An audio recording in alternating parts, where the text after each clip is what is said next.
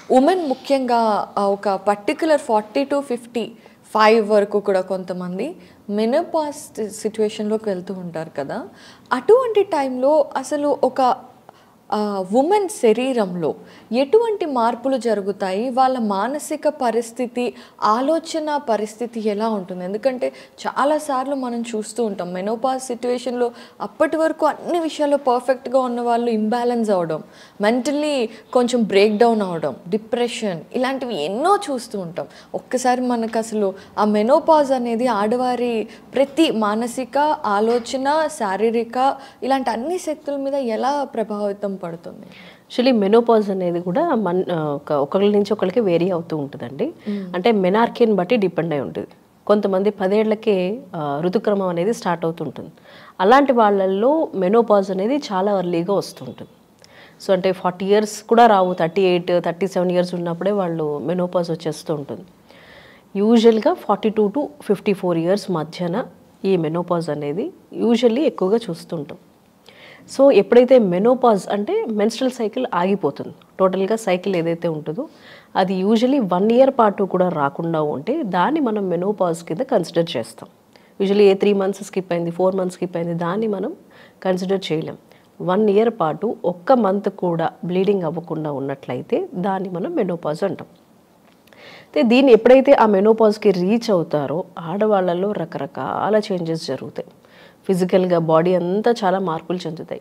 Usually breast size తగ్గిపోవడం, vagina అంతా కూడా చాలా డ్రై అవ్వడము, అట్లాగే వాళ్ళకి హాట్ ఫ్లషెస్ రావడము, విపరీతంగా చెమటలు పడుతూ ఉండడము, వేడి సడన్గా వాళ్ళకి ఏసీ వేసినా కూడా ఏంటి ఏసీ సరిపోవట్లేదు అంటారు, అంత వేడి లోపల నుంచి పుట్టుకొస్తూ ఉంటుంది.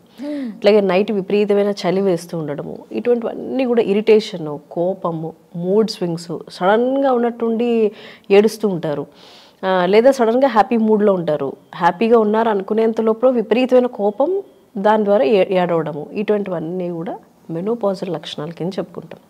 వాళ్ళకి ఏమవుతుందంటే ఎమోషనల్గా, సైకలాజికల్గా కూడా చాలా చేంజెస్ జరుగుతాయి. హార్మోన్స్ ఎస్పెషల్లీ ఇంబ్యాలెన్స్ అవుతుంది కాబట్టి ఈస్ట్రోజన్ పూర్తిగా డ్రాప్ అయిపోతుంది. ఈస్ట్రోజన్ డ్రాప్ అవ్వడం వల్ల కూడా, ఈస్ట్రోజన్ పూర్తిగా తగ్గిపోవడం వల్ల ఫిజికల్గా ఈ సిమ్టమ్స్, ఎమోషనల్గా కూడా ఇవన్నీ జరుగుతూ ఉంటాయి. ఎస్పెషల్లీ ఫిజికల్గా మనం 2 మేజర్ కండిషన్స్ చూసుకుంటాం. ఎప్పుడైతే ఈస్ట్రోజన్ డ్రాప్ అయ్యిందో, ఒకటి ఎముకలు బాగా బలహీనం అవుతాయి. యూజువల్లీ ఏమవుతుందంటే కాల్షియం అబ్జార్ప్షన్ బాడీ చేయలేదు. ఈస్ట్రోజన్ హార్మోన్ అనేది ఒక వరం. అందుకే చాలామంది మెన్సెస్ని తిట్టుకుంటారు, అబ్బా ఈ మంత్ వచ్చింది, ఈ డేట్ వచ్చింది అని అనుకుంటారు. కానీ అంటే ఉమెన్కి నిజంగా కూడా డేట్స్ రావడం అనేది ఒక వరం. దాని ద్వారా బ్లడ్లో ఉండే చెడంతా పోవడమే కాకుండా బాడీలో ఈస్ట్రోజన్ హార్మోన్ ఉండడం ద్వారా కాల్షియం అబ్జార్ప్షన్ బాగా జరుగుతుంది. అలాగే హార్ట్లో ఎటువంటి కండిషన్స్ అంటే ఇట్లాంటి హార్ట్ ఫెయిల్యూర్ రావడము, హార్ట్ స్ట్రోక్స్ రావడము, ఇటువంటివి ఏవి జరగకుండా ఉంటాయి. ఎప్పుడైతే ఈస్ట్రోజన్ డ్రాప్ అయ్యిందో, మెనోపాజ్ రీచ్ అయ్యారో, ఇమీడియట్లీ జాయింట్ పెయిన్స్ ఎక్కువగా సఫర్ అవుతూ ఉంటారు.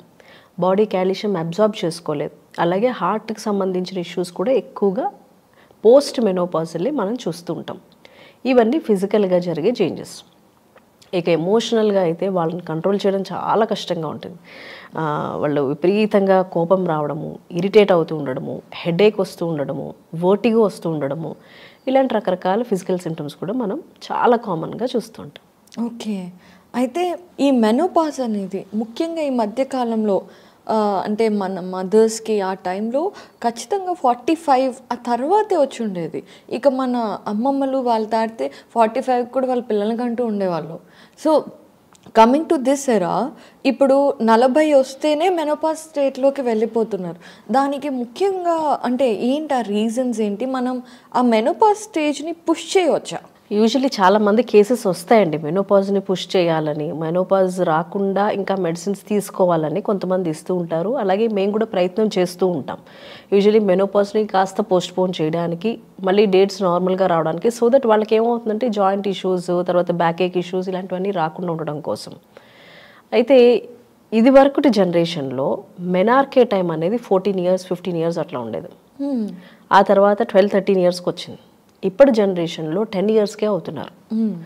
అది దేనివల్లైనా కావచ్చు, అది మనం తినే ఫుడ్ అవ్వచ్చు, మన బాడీలో జరిగే జెనెటికల్ చేంజెస్ అవ్వచ్చు, ఏదైనా తీసుకోండి, కారణం ఏదైనప్పటికీ మెనార్కేని బట్టి డిపెండ్ అయి ఉంటుంది మనం మెనోపాజ్ ఎప్పుడు రీచ్ అవుతాము అనేది. ఎర్లీగా మెనార్కే వస్తే ఎర్లీగా మెనోపాజ్ వస్తుంది. 10 yearsకి మెనార్కే వచ్చింది.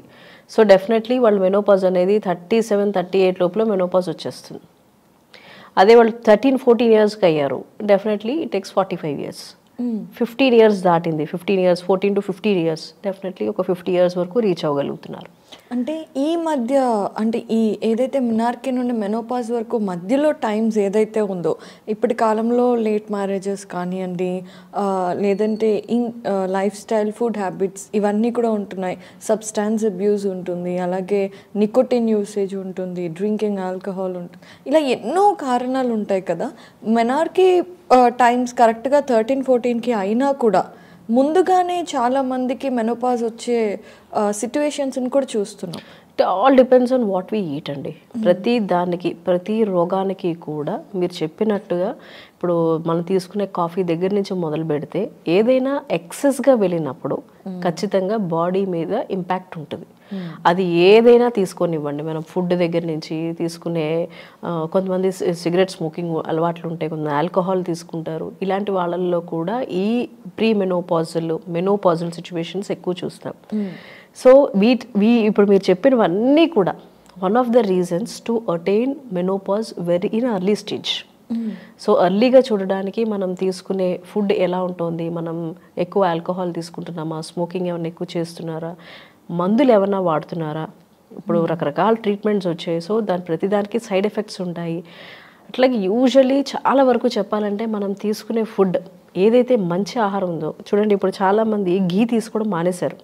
నెయ్యి తీసుకోవడం ద్వారా కూడా బాడీలో సర్టెన్ లూబ్రికేషన్స్ అయ్యి ఏది ఎలా ఏ టైంకి ఏది జరగాలో హార్మోన్స్ అన్ని బ్యాలెన్స్లో ఉంటూ ఓవ్యులేషన్ అనేది కూడా చాలా కరెక్ట్ టైంకి అవుతూ ఉంటుంది. బట్ మనం ఏదైతే మంచిదో దాన్ని ఆపెట్టాం, అక్కర్లేని చీజ్లు ఎక్కువ మొదలుపెట్టాం. సో దీని ద్వారా ఏమవుతుందంటే ఆటోమేటిక్లీ బాడీలో రకరకాల చేంజెస్ జరుగుతూ ఉంటాయి.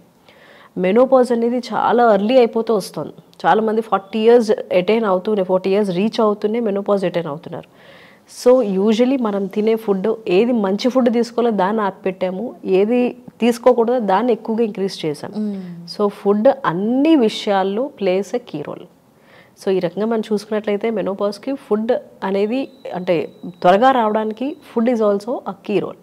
కరెక్ట్.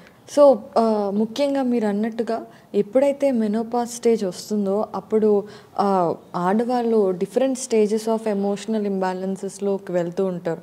అలాగే ఫిజికల్గా కూడా చాలా ప్రాబ్లమ్స్ ఫేస్ చేస్తూ ఉంటారు, బయటికి చెప్పుకోలేరు కూడా కొన్ని అయితే. సో అలాంటి టైంలో మీరు చూసిన కేసెస్లో ముఖ్యంగా బాగా ఇబ్బందికరంగా అనిపించే ఇదేంటండి? ఎస్పెషల్లీ ఎమోషనల్లీ కంట్రోల్ చేసుకోలేరండి, చాలా ఇబ్బంది పడుతూ ఉంటారు. ఇరిటేషన్, యాంగ్జైటీ ఎక్కువ ఉంటుంది.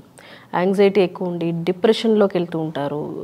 కొంతమందిలో అయితే సూసైడల్ టెండెన్సీస్ వస్తాయి. వాళ్ళకి జీవితం మీద విరక్తి భావనతో ఉంటారు, చాలా ఎక్కువగా ఉంటుంది. కొంతమందికి వీపింగ్ టెండెన్సీ ఉంటుంది. వాళ్ళు మెనోపాజ్ రీచ్ అవుతూనే విపరీతంగా ఏడుస్తారు, మాట్లాడుతూ కూడా ఏడుస్తూనే ఉంటారు. ఇవన్నీ ఎమోషనల్ ఇంబ్యాలెన్సెస్.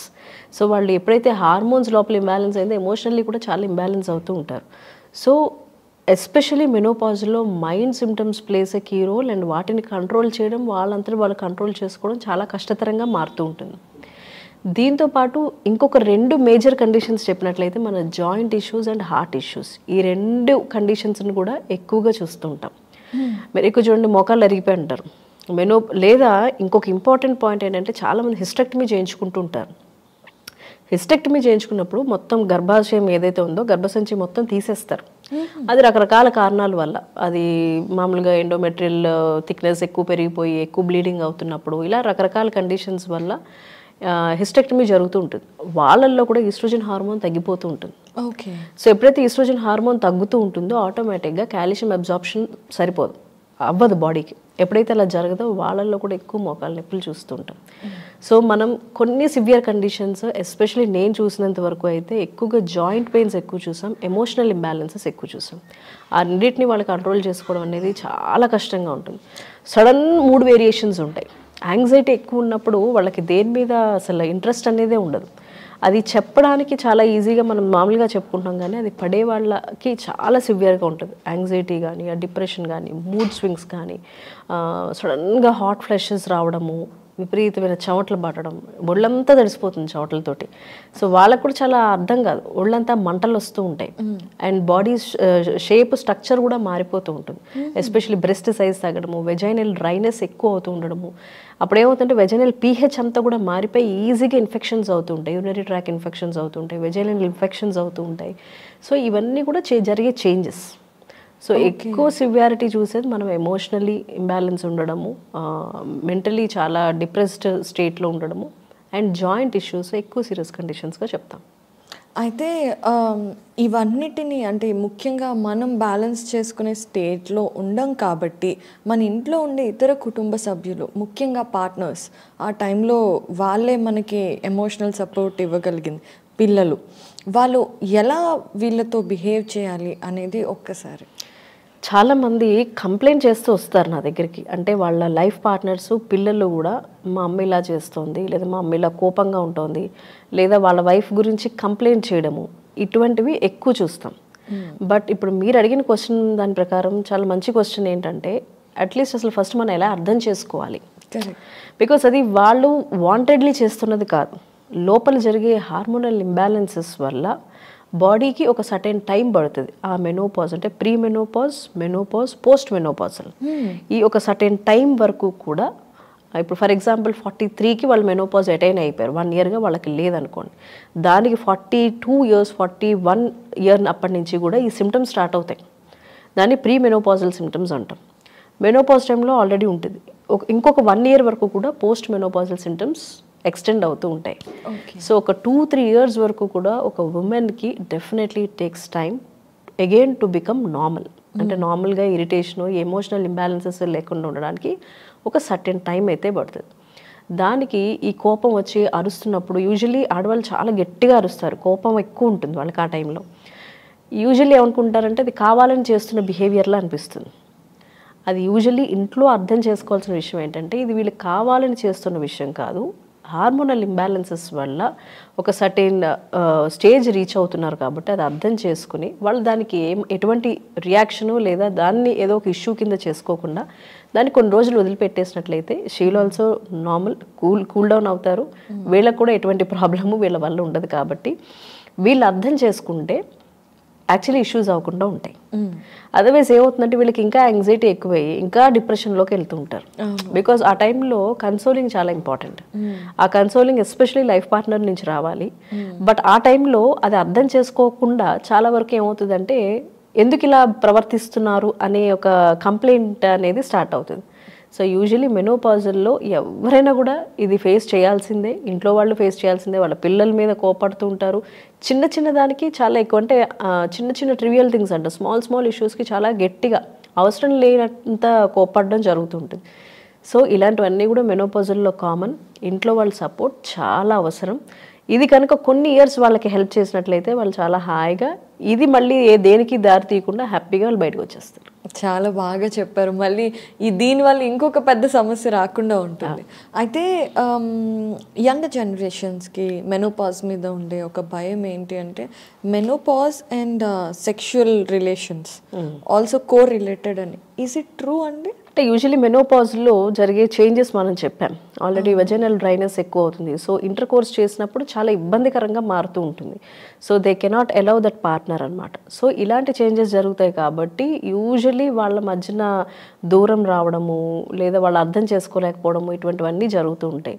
సో యూజువలీ దీనికి ఏం చేస్తారంటే కొన్ని లూబ్రికేషన్స్ ఇస్తూ ఉంటారు, అలాగే కొన్ని ట్యాబ్లెట్లు ఇస్తూ ఉంటారు. సో దట్ డ్రైనెస్ అనేది రాకుండా ఉండడము, బికాజ్ ఆ దూరం అన్నెసరీగా పెరగకుండా ఉండడానికి ఇటువంటి ప్రయత్నాలు అన్నీ జరుగుతూ ఉంటాయి.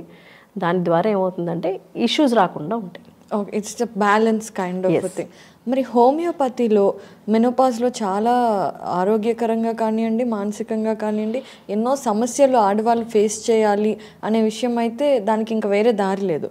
మరి వీటన్నిటి అంటే ఈ సిమ్టమ్స్ ఏవైతే ఉన్నాయో వీటన్నిటిని హై రేంజ్లో కాకుండా వాటి ఎక్స్ట్రీమిటీని తగ్గించుకునే అవకాశం ఉందా హోమియోపతి మెడిసిన్స్ ద్వారా? యూజువల్లీ ఇప్పుడు మనం చెప్పినట్లు మెనోపాజల్లో ఫిజికల్గా చేంజెస్ చూస్తాం, వాసోమోటార్ చేంజెస్ చూస్తాము, న్యూరో సైకలాజికల్ చేంజెస్ చూస్తాము, ఫిజికల్ చేంజెస్ చూస్తాం. ఈ 4 కండిషన్స్ మెనోపాజ్లో ఖచ్చితంగా చూస్తాం.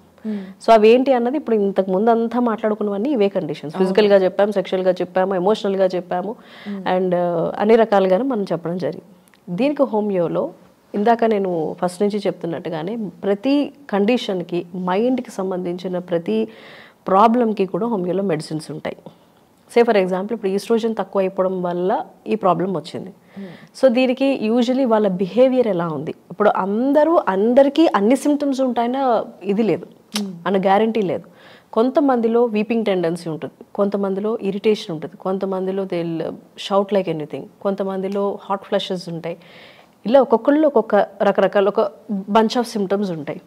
సో ఆ సిమ్టమ్స్ ఏంటో తీసుకొని ఎమోషనల్గా వాళ్ళు ఏమి పడుతున్నారు, వాళ్ళకి ఏమి యాంగ్జైటీ ఉంది, డిప్రెషన్ ఉంది, ఏ విషయమై యాంగ్జైటీ ఫీల్ అవుతున్నారు, ఇలాంటి కండిషన్స్ అన్నీ తీసుకుని మనం మెడిసిన్ ఇవ్వడం జరుగుతుంది.